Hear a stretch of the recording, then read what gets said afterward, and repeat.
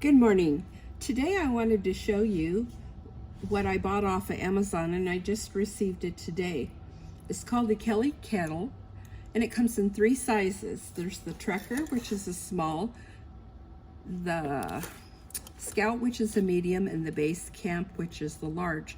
This is the Trucker, and it holds 20 ounces of water, and the Scout holds a capacity of 41 ounces, and the Base Camp 54 ounces.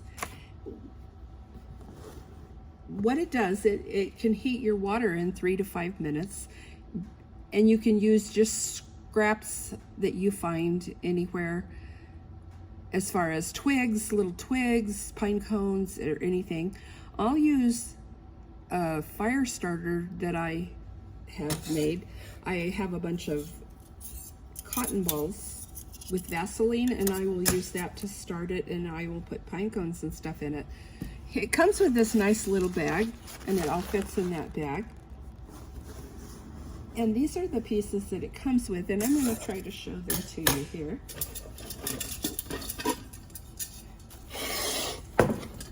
I've already opened it so I could look at it.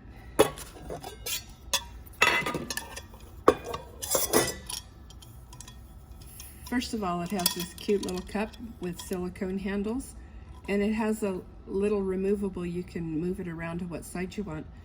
It's called a cool lip, I think it's called. It's kind of neat. I wish we could buy those. You also can buy a different model that comes with the plates, etc. And this is the one I bought. I wanted to buy the Scout, but it wasn't available. It's out of stock. So this is called the Kettle, and this is called the Hobo Stove. What you do is you put the holes towards the wind. Let's see if I can hold that for a minute here. So you'd put your fire starter in there and your leaves and pine cones, etc. And when you get it going, you put this on here. Some people do it the other way. They put this on here and then light it. You can do it whichever way you want. One thing important to remember is this little green whistle. It should always be put in very lightly. It's mainly for plugging it in to carry water in when it's cold, but you don't cook with it in tight because it'll build up pressure and it could explode. And always remember to put your handle on the back side, and when you're ready to take it off and it's hot, you hold it with both hands like this and take it off. And you remove that. I would wait till you take it off to remove it.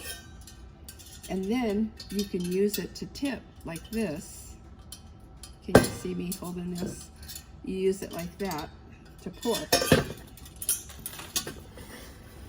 So there's quite a few different ways that you can use the Hobo Stove and to cook an additional to just boiling water in here. Anytime you have the kettle on here, it should have water in it. Never let it be dry. So there's multiple ways you can do to use it. Let me see. This here is called the fire base and pot support.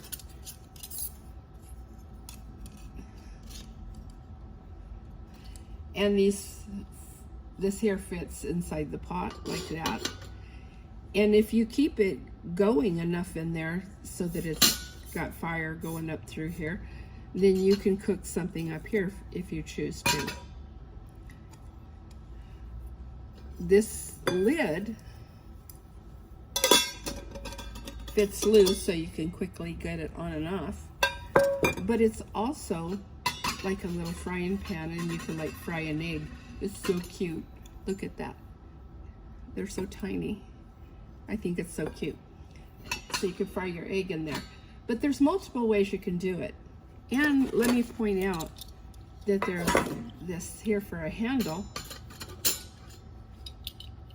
I'm not sure what that part there is for. I don't know what that part is for.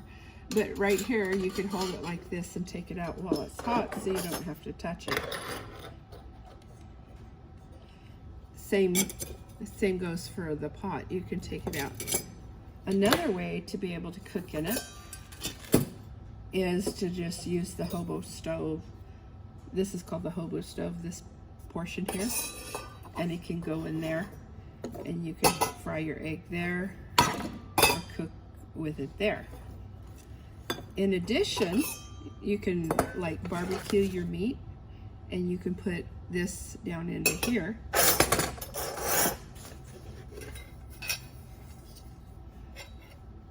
Like that, and you can cook your meat. Or, you know what? I'm gonna try toast. I'm gonna try cooking my toast in that. I just think it's really cool. You just have so many options. Now, I'm not sure if you're supposed to take that apart.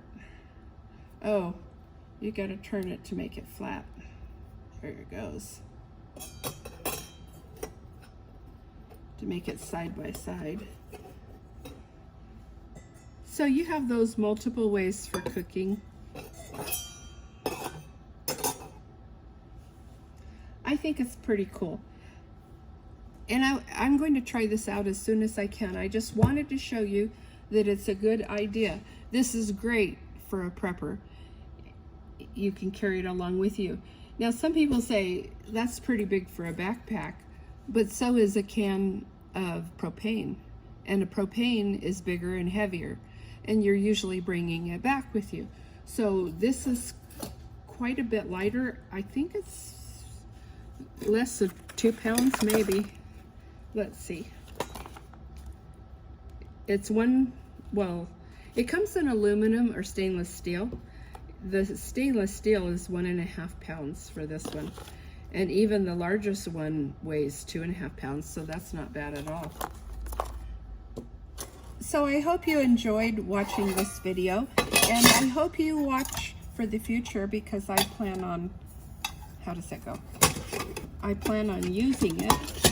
I think it's a great option, both for prepping and also on my van life channel. So thank you for watching.